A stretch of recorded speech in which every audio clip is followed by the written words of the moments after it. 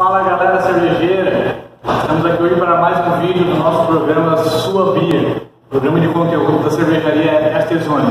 Me chamo Patrick Mondo, sou sócio e cervejeiro da cervejaria Estezoni e o nosso tema de hoje aqui, a gente vai estar falando sobre insumos cervejeiros.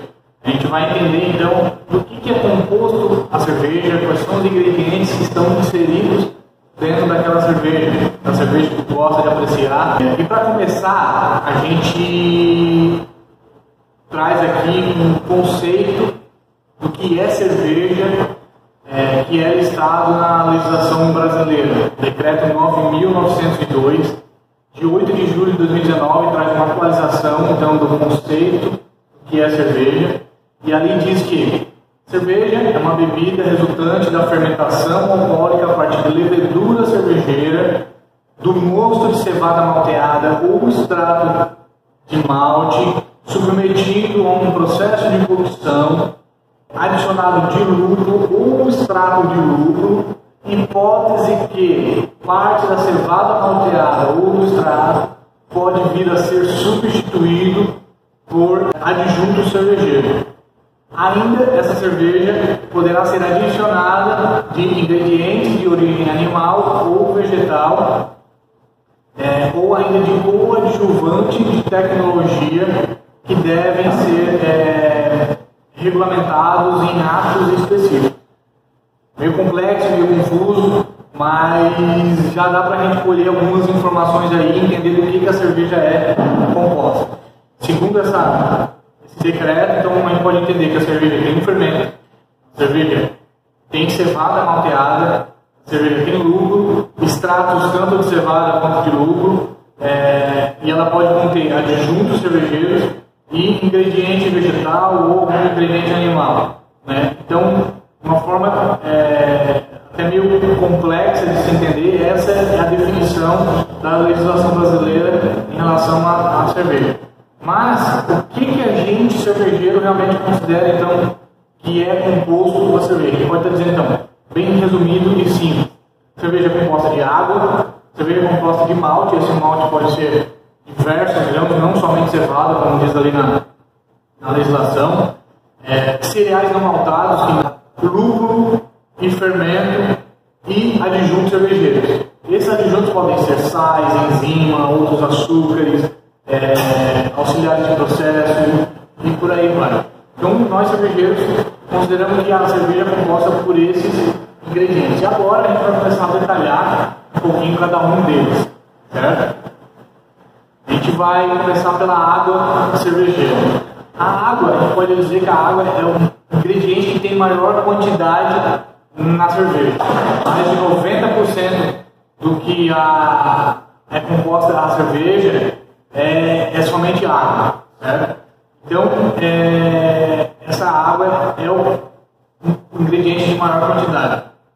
E da onde vem essa água? Como é que essa água chega até na cerveja? Tem duas fontes que basicamente todas as cervejarias, os caseiros também, usam, que é a água mineral ou água fluvial. A água mineral é aquela água vinda do solo, existe um poço artesiano e coleta-se essa água então, para fazer a cerveja. O caseiro vai lá no mercado, compra água mineral no galão, mas cervejarias também usam água mineral, algumas cervejarias com poços artesianos, ou inclusive até comprando água de algum fornecedor.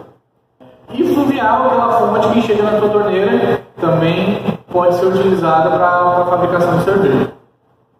Mas quais os requisitos dessa água? O que ela deve ter para ser uma água que é apta à produção de cerveja? Em primeiro lugar, deve ser limpa, um pH relativamente neutro, por volta de 6 a 7 por ali. Não muito básica, mas também não muito ácida. Então essa água tem que ter um pH mais ou menos neutro. E deve ter algumas propriedades de dureza e alcalinidade para poder se conseguir uma boa cerveja, correto? Vou detalhar um pouquinho melhor isso aqui. Não vou me ater muito aos conceitos químicos disso, mas vou explicar um pouquinho para poder a gente entender o que é. Então, a alcalinidade é uma propriedade da água que está relacionada aos sais que tem dissolvido nela e que impactam diretamente na resistência dessa água à mudança de pH.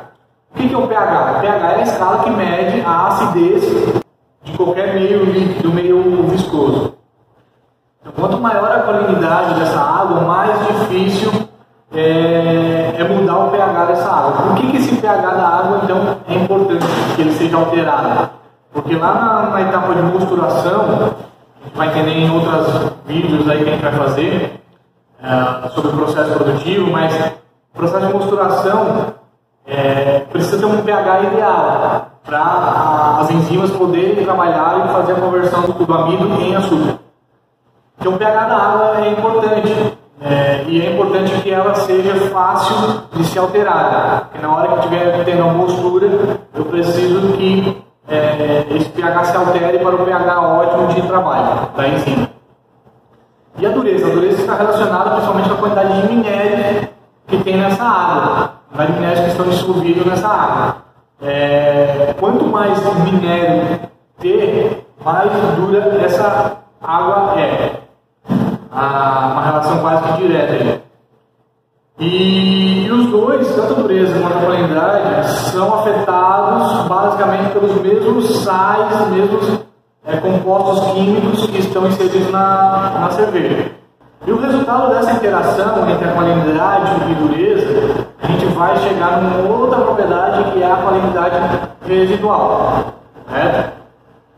E essa propriedade de alcalinidade residual é que é a mais utilizada pelos cervejeiros, tanto caseiro quanto cervejarias comerciais, para poder analisar a água e poder fazer a correção dessa água. E o que influencia então essa água no produto final e no processo? No produto a gente vai estar falando que dependendo dessa dureza, de alcalinidade e tal, vai afetar a espuma, vai afetar sabor, principalmente o dulçor e amargor. Eu posso realçar mais o sabor de dulçor, eu posso realçar mais o amargor, certo? Vai afetar a estabilidade sensorial, vai afetar a drinkability, porque eu posso alcançar mais corpo se eu mexer nessa dureza e alcalinidade da água. Também chega a afetar a cor. E no processo, a gente vai estar falando de pH do mosto, como eu já falei, da atividade enzimática, da coagulação de proteínas. Então, dependendo de como for essa alcalinidade residual, vai afetar na coagulação de proteínas, na formação de trube, que é outra etapa do processo, no metabolismo da levedura, lá na fermentação, que a gente vai ver um pouquinho mais para frente, vai afetar nesse metabolismo, e também na filtração dessa cerveja no processo de clarificação. E quais são os principais íons, então, que vão afetar essa propriedade na cerveja? Os que afetam o processo normalmente é o cálcio e o carbonato, porque quando um sal é dissolvido na água, no mosto, ele acaba se dissociando e formando dois íons, certo? Um íon positivo e um negativo. Então, nesse caso, o carbonato de cálcio forma o íon cálcio e o íon carbonato, e esses íons vão afetar o processo. Também temos o íon magnésio, que é um outro íon que afeta bastante o processo. O bicarbonato, que é outro íon também que afeta bastante o processo. E os que afetam o sabor, principalmente, é o sódio, certo? O cloro vai afetar bastante o sabor. O magnésio também acaba afetando o sabor. E os sulfatos vão afetar também o sabor, certo? E agora, a gente tem um panorama do que é a água, o que ela precisa ter para ser um ingrediente de qualidade para a cerveja. Agora a gente vai estar falando do malte. O malte é o segundo ingrediente em maior quantidade na cerveja. O malte é responsável muito por aroma na cerveja, por sabor da cerveja e principalmente a cor da cerveja. A cor da cerveja é basicamente definida pelo malte. E o malte ele é a principal fonte de açúcar para o processo cervejeiro. É ele que vai fornecer basicamente todo o açúcar que vai ser consumido lá na levedura no processo de fermentação.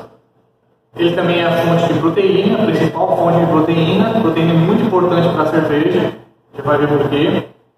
É fonte de carboidratos e sua casca, no processo de filtração, de clarificação, serve como filtro. Então ele é muito importante. Mas em si, o que é o malte, né?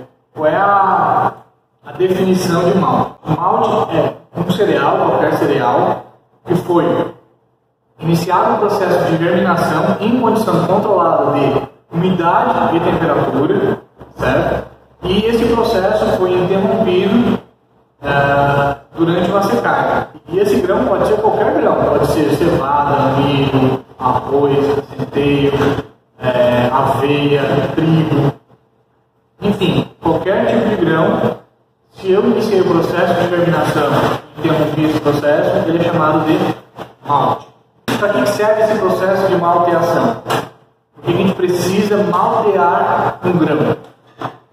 Ele serve principalmente para a ativação e formação das enzimas que vão ser responsáveis por converter o amido em açúcar fermentado, certo? Em açúcares de menor cadeia.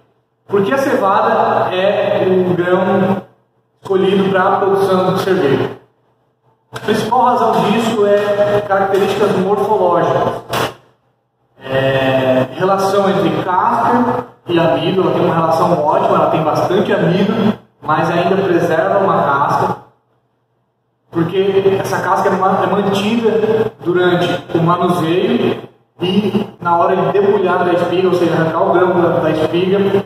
E essa casca também ela é insolúvel em água, então por isso que ela é muito importante, eu consigo utilizar ela no processo de filtração. Então essa basicamente é a razão de se escolher a cevada para a fabricação de cerveja. Uma quantidade de amido boa, mantém a casca na hora de debulhar e na hora de manusear ou até moer esse grão, e a casca desse grão é insolúvel em água. Consigo manter ela, que é muito importante para o processo de filtração, de clarificação dessa cerveja na mosturação. Mas quais tipos de cevada? Qual tipo escolher, qual o tipo mais adequado para a produção de cerveja? Basicamente a gente pode classificar a cevada quanto à época de semeadura e também quanto à formação da espiga. Quanto à época de semeadura, a gente pode falar que tem cevada de inverno e cevada de verão. A cevada de inverno é preferencialmente escolhida por conta que ela tem um maior rendimento na produção da lavoura, consigo tirar por volta de 6 toneladas por hectare, certo? E o grão também tem uma formação um pouco melhor, tendo um melhor rendimento de amido na formação do grão. Já a cevada de verão, uma cevada que eu consigo ter um rendimento apenas de 4 toneladas por hectare e o grão não tem a mesma formação do que a cevada de inverno. Então essa é a classificação quanto à época de semeadura da cevada. E também a cevada pode ser classificada conforme a formação da espiga. Eu tenho cevada de 6 fileiras, uma espiga com 6 fileiras de grão, e cevada com 2 fileiras de grão apenas. A cevada de 2 fileiras ela é mais interessante também para o processo de produção de cerveja, por conta que, como eu tenho só 2 fileiras, a formação de amido no grão ela é maior, então ela é uma cevada que rende mais no processo de produção do que a cevada de 6 fileiras. Como eu tenho 6 fileiras na mesa de espiga, eu acabo dificultando muito o processo de formação do amido, certo? E acaba formando muito mais casca do que a quantidade de amido ideal, certo? Então por isso que a cevada de 6 fileiras não é tão utilizada para cerveja. Existem algumas cervejas que usam essa cevada, certo? Mas não é toda cerveja. A grande maioria usa a cevada de 2 fileiras. E isso acaba nos trazendo tanto o processo de malteação quanto os tipos de grãos que são utilizados para a formação do malte. acaba nos trazendo vários tipos de maltes que podem ser utilizados no processo de produção de cerveja. E a gente vai estar falando então dos maltes bases, que são os maltes que têm capacidade de fazer toda a conversão, ou seja, tem um potencial enzimático elevado que pode fazer toda a conversão do amido em açúcar. Então esses são chamados de malte bases. E a gente vai estar falando do malte Pilsen, malte Pale Ale, malte Munique, malte Viena. O malte de trigo é até considerado um malte base, mas ele precisa ser utilizado como outro malte. O trigo não tem a casca que precisa ter para o processo de clarificação ali da cerveja. Então o malte de trigo não pode ser usado sozinho por conta disso. A gente vai estar falando de maltes especiais, que foram maltes que no processo de secagem passaram por um tempo maior em temperatura um pouquinho mais elevada e acabaram, através da reação de Maillard, formando um pouco mais de melanoidinas. Então, a gente vai estar falando do malte melanoidina, dos maltes caramelizados, e aí também passa pelos maltes que foram torrados, vão trazer notas de café, nota de chocolate para cerveja. Os maltes acidulados, que são maltes que foram acidificados, que ajudam, daqui a pouco, aquele cervejeiro que tem uma água que é um pouco mais alcalina, então o malte acidificado vai dar um pouco a reduzir o pH da água. Estamos falando de malte de centeio, que são maltes especiais. Maltes de aveia também são maltes que vão trazer algumas propriedades específicas para o resultado da cerveja. E cereais não maltados, a gente vai estar falando de milho, arroz, aveia, é muito usado também como não maltado. Eu já vi casos de usar o sorgo também, que é um tipo de grão para a produção de cerveja. Então esses são os tipos de malte que a gente tem. Então a gente viu aí um resumo do que é o malte, como é que ele é utilizado no processo de cerveja, como é que ele é cultivado, inclusive, para chegar então na produção da cerveja. Agora a gente vai falar um pouco dos lúpulos, que é um outro ingrediente super importante para a produção de cerveja. O lúpulo ele é a principal fonte de amargor para a cerveja. Dependendo da cerveja, também é a principal fonte de aroma. Você tem uma cerveja que predomina os aromas lupulados, aromas florais, aromas frutados. O lúpulo é um responsável por isso, certo? Ele foi incluído mais tardiamente no processo de cerveja. As primeiras cervejas lá na história do Império Romano não continham lúpulo, continham uma espécie de mix de ervas que se chamava grude. A gente viu um pouco disso lá no nosso vídeo de escola cervejeira. E a primeira utilização de lúpulo foi registrada por uma monja alemã chamada Hildegard von Bingen, lá no século XII só. Se for olhar um pouquinho na história da cerveja, a cerveja vem lá antes de Cristo, os primórdios de registro de cerveja vem lá datados de 6.000 antes de Cristo, e o lúpulo veio ser utilizado somente lá no século XII depois de Cristo, e foi utilizado por essa monja alemã. É também uma fonte de proteína, o lúpulo, a gente não pode deixar de citar isso. Ele vai dar uma certa estabilidade para a espuma quando a cerveja estiver pronta, e também, de certa forma, em menor escala, é uma fonte de açúcar. O lúpulo também contém açúcar. Mas em si, o que é o lúpulo? A gente está falando de lúpulo, aí, cerveja lupulada, cerveja com alto amargor. O que é o lúpulo? O lúpulo é uma planta trepadeira, perene.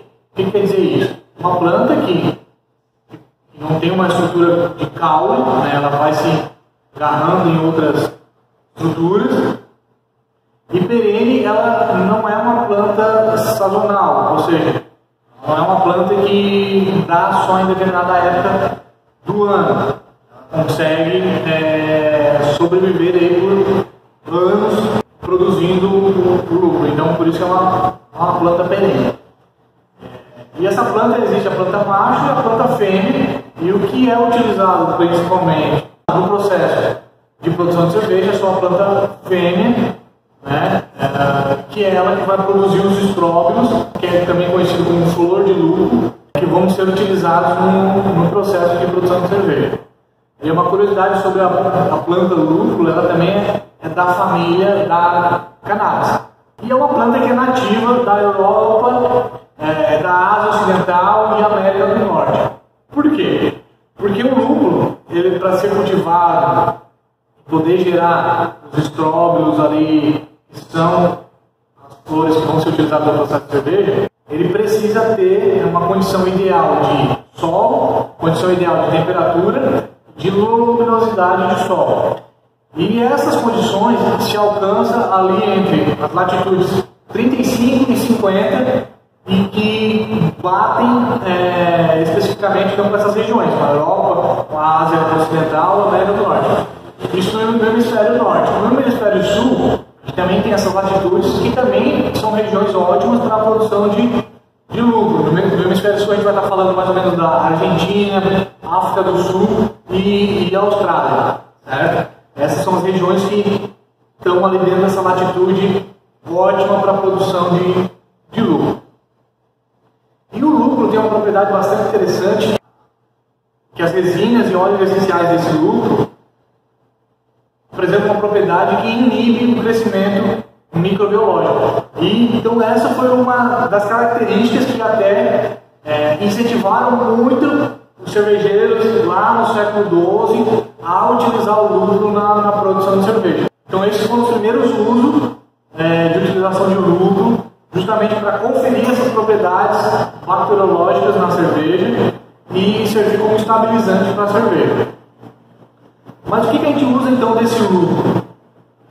Como eu falei, as resinas e os óleos essenciais, que estão ali inseridos na lupulina, que é a glândula ali que está dentro desse estróbilo, que é a flor de lúpulo. E essas resinas são conhecidas como alfa-ácidos e beta-ácidos. Existem outras também, mas as principais são essas. O alfa-ácido é o que vai conferir a principal fonte de amargor para a cerveja. Quando lá no processo de fervura vai ser convertido em iso-alfa-ácido, vai ser isomerizado então, e esse iso-alfa-ácido é que tem o composto de amargor. Só o alfa-ácido não confere amargor para a cerveja.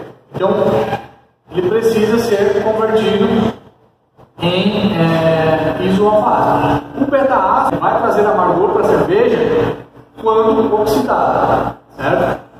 E os óleos essenciais, eles são voláteis e é eles que vão conferir o aroma para o lúpulo, aroma e sabor, certo? Então, resinas e óleos essenciais. Mas como é que esse lúpulo então é utilizado no processo de cerveja? Como é que o cervejeiro vai pegar esse lúpulo e vai poder adicionar na cerveja para conferir essas propriedades de aroma, sabor e amargor? O lúpulo ele pode chegar basicamente de 4 formas, podemos citar aqui. Ele pode chegar na forma de estróbilo mesmo, in natura. Tem vantagens e desvantagens dessa forma. A vantagem, a gente pode citar o aroma super fresco, os óleos super frescos, vão ser convertidos no processo e vão trazer notas muito frescas para a cerveja. E a desvantagem é que ele é muito perecível, certo? Vamos estar falando dos pellets T90, pellets T45. O que é esse pellet? É quando esse estróbilo ele foi processado, ele foi moído, foi prensado, certo? E foi embalado. Esse processo vai trazer para o lúpulo uma longevidade bem maior, e eu vou poder utilizar esse lúpulo por muito mais tempo. O pellet em si é a forma mais comum a ser utilizada no processo de produção de cerveja. Inclusive o pellet T90, 90 quer dizer 90% de matéria sólida ali, de celulose. O T45 é 45% de matéria sólida. E também uma terceira forma que a gente pode estar falando é os pluris.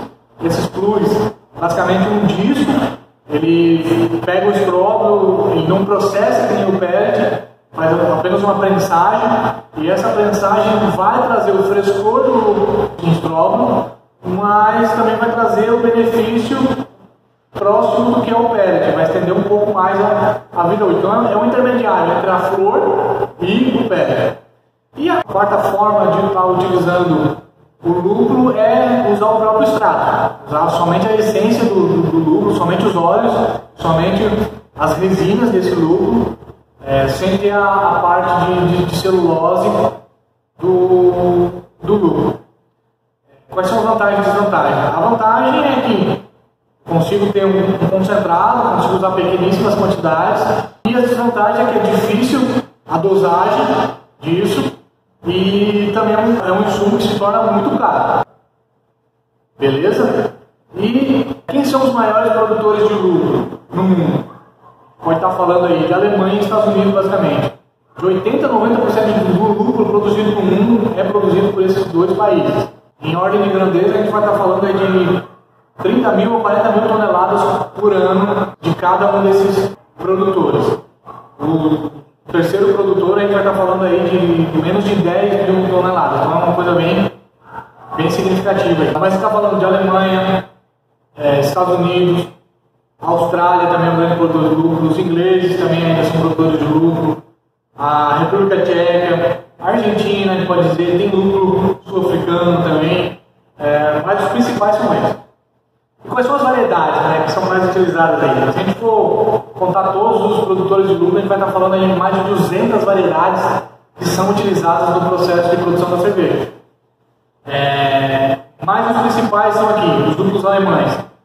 Hallertau Traditional, Hallertau Perle, Hallertau Blanc, o Spalter são os principais alemães. Os lúpulos americanos são conhecidos também como lúpulos nobres, né? Porque conferem um aroma muito característico, muito potencializado. São os lúpulos Amarillo, Citra, Mosaic, Cascade, Equanor, Centennial, Chinook, uma série de lúpulos aí nobres americanos. Australiano, a gente vai estar falando do Victoria's Secret, Topaz, também de Galaxy, vamos estar falando do Ela, alguns lúpulos australianos. Lúpulos ingleses, Admiral, Target, Fugel, Aspen Golding, eles são lúpulos ingleses. Da República Tcheca, mais conhecido Saaz, o Premium também é um lúpulo da República Tcheca bastante conhecido. Então isso é um resumo do que é o lúpulo que é então utilizado na cerveja. E agora a gente vai começar a falar um pouquinho sobre levedura. A levedura vamos dizer assim, é o principal ingrediente na cerveja. Apesar da quantidade não ser grande, mas sem levedura, na verdade, não existe cerveja. Quem produz realmente a cerveja é a levedura. Tem até uma teoria que o pessoal conta sobre a história das civilizações. Todo mundo sabe que as civilizações começaram a existir por conta do desenvolvimento da agricultura. E existe uma historinha aí que conta que o ser humano começou a querer desenvolver a agricultura para a plantação de grãos e utilizar esse grão na produção de bebidas fermentadas. E como eu falei, não existe a bebida fermentada sem a levedura, então existe uma teoria sem levedura, sem bebida fermentada, sem civilizações. Ou seja, essa teoria aponta que nós não estaríamos aqui hoje se não fosse a tal da levedura. Mas é uma historinha, é uma teoria que não tem tanto embasamento científico, mas é bastante interessante a gente estar falando. E a levedura foi o último ingrediente a ser identificado na cerveja, mas ela existiu desde a primeira cerveja sendo produzida no mundo, datados lá de 6.000 anos antes de Cristo, né? Porque a levedura é o micro-organismo responsável por transformar esse moço cervejeiro, esse caldo de açúcar, em cerveja com álcool e CO2. Pra ter uma ideia, nem a lei da pureza, lá em 1516, a famosa Reinheitsgebot, lá na Alemanha, colocava a levedura como ingrediente obrigatório para a cerveja, porque naquela época ainda não se conhecia a levedura. A levedura foi a primeira vez observada, mas ainda não se relacionou com a cerveja lá em 1680, quase um século depois da lei natureza alemã, e foi entendida realmente como responsável pelo processo fermentativo só em 1889, quando a teoria de Pasteur foi realmente aceita e os cervejeiros começaram então a entender e a poder controlar esse processo fermentativo que até então era dado como algo divino, era dado como algo da natureza, dos deuses, não era algo como que pudesse ser controlado. Mas em si, o que é a levedura? É um micro-organismo eucariota que tem um núcleo, que tem uma célula, uma parede celular e algumas organelas, pertencente ao reino dos fungos. Há mais de 500 espécies de levedura, de espécies. E cada espécie tem milhares de cepas, que é uma variação genética de cada espécie. E todas conseguem viver praticamente em todos os ambientes. Então, por isso que a levedura consegue estar em qualquer condição, tanto aeróbica quanto anaeróbica. E justamente por isso que ela conseguia lá nos primórdios fazer a fermentação da cerveja, fazer a fermentação do mosto, por conta que nos primórdios a fermentação era uma fermentação espontânea, deixava seus tampos abertos e ia fermentando. E também é usada não só para fazer cerveja, para fazer pães, bolos e tal. A levedura é muito utilizada no mundo inteiro. A espécie que é normalmente utilizada é a Saccharomyces cerevisiae, que é a mais tradicional. E o processo de reprodução da levedura é um processo de reprodução assexuado por divisão celular, ou seja, tem uma célula, ela se divide e vai crescendo. Cada célula se divide, tem uma se divide em duas, duas se divide em quatro se divide em 8 e é um crescimento exponencial. Mas o que a levedura faz então na cerveja? Qual é o papel da levedura? Até a levedura atuar na cerveja, a gente pode dizer que ainda não tem cerveja. Até a levedura atuar, a gente pode dizer que temos apenas um mosto, que é um caldo cheio de açúcar. A levedura, então, é responsável por pegar esse açúcar que eu produzi, que eu extraí do grão, do meu malte, né? Eu converti o amido que tem nesse grão em açúcar, e aí com atividade enzimática, e aí a levedura vai lá, vai pegar esse açúcar, vai consumir esse açúcar, esse micro-organismo vai consumir esse açúcar e vai transformar ele em álcool em CO2. Se a gente resumir todo esse processo, a gente tem uma reação química onde uma molécula de glucose, C6H12O6, vai ser convertida em duas moléculas de etanol, em duas moléculas de dióxido de carbono. Então esse seria o resumo total do processo fermentativo.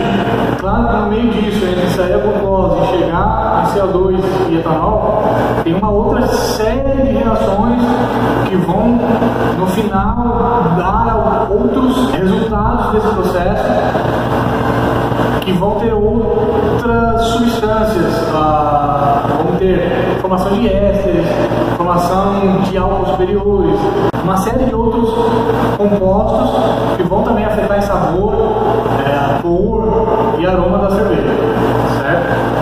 E esse processo fermentativo dura em torno de 4 a 7 dias. E quais são as cepas então, que a gente mais utiliza no processo de fermentação? A gente pode classificar basicamente em 3 aí. Cepas de cerveja ale, cepas de cervejas lager e cepas wild. As principais características das cepas ale, elas vão fermentar a uma temperatura de 20 graus Celsius. A fermentação ocorre no topo do tanque fermentador. E essas cepas a gente pode subdividir em basicamente 5 tipos. Cepas clean, cepas fruit, que vai dar um aroma mais frutado, cepas híbridas, cepas fenólicas, que vão dar um aroma mais fenólico para a cerveja, mais condimentado, e cepas excêntricas, que não dá nenhum desses 4 anteriores, vai dar um aroma mais diferente. Então as cepas aí podem ser divididas nessas 4. As cepas de lager podem ser divididas em 2. A dry, que vai dar uma cerveja mais seca, mais atenuada, e a full, que vai dar uma cerveja mais encorpada. E as cepas de lager elas vão fermentar a 12 graus Celsius aproximadamente, e a fermentação ocorre mais no fundo do fermentador. E também podemos incluir a Brettanomyces nesse caso. E aí vamos ter uma cerveja então com uma cerveja mais ácida, com um ácido lático ou até com um ácido acético, dependendo da cepa que estiver sendo utilizada. E por fim, a gente fala um pouquinho dos adjuntos cervejeiros que a gente adiciona no processo de produção e podem trazer alguns benefícios, desde a posturação, desde o coagulamento de proteínas, também no processo de fermentação, vai ajudar em várias etapas. A gente pode utilizar alguns adjuntos cervejeiros, como enzimas, clarificantes, sais para água, e outros adjuntos cervejeiros que a gente pode usar, além de nutrientes para a levedura, a gente pode estar utilizando outras fontes de açúcar, como mel, melaço, rapadura, próprio extrato de malte, certo? E também classifica como adjunto cervejeiro o uso de frutas, polpa de fruta, a própria fruta in natura, né?